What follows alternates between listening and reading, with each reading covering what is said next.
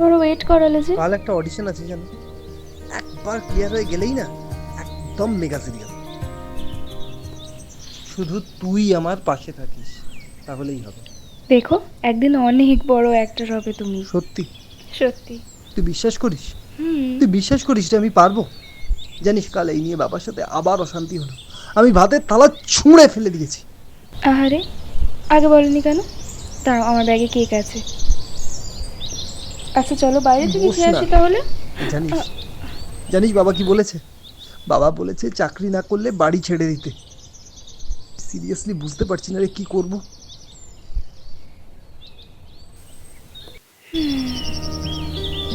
তাতে কি হয়েছে?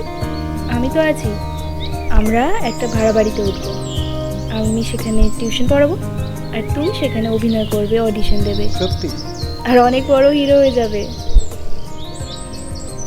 আর তারপর যখন সিরিয়ালে চান্স পেয়ে একটু ফেমাস হয়ে যাব,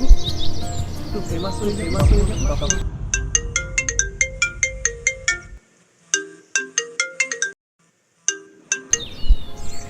হ্যালো। কিরে ভাই, আজ বিকেলে বসা হোক নাকি?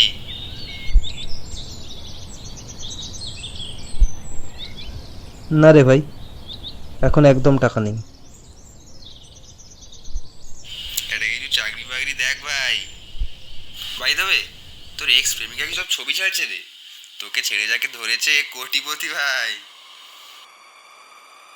তোর পকেট যখন সবসময় খালি, তাহলে ওর থেকে টাকা পয়সা সে একটু ট্রিট দে ভাই।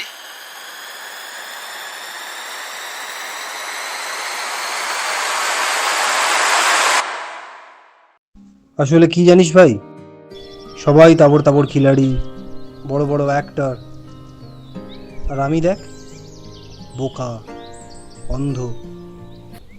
সবাই আমার সাথে অভিনয় করে চলে গেল, আর আমি টেরই পেলাম না। আর সেই আমি কিনা অভিনেতা হওয়ার স্বপ্ন নিয়ে ঘুরে বেড়াচ্ছি।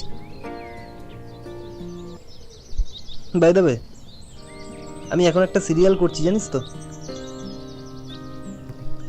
এই তোদের সাথে মদের থেকে আমার আর বসাটা হলো না। আরে ভাই, টাটা, সি।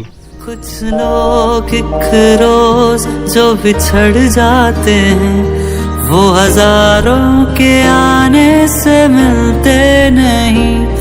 उम्र भर चाहे कोई पुकारा करे उनका नाम,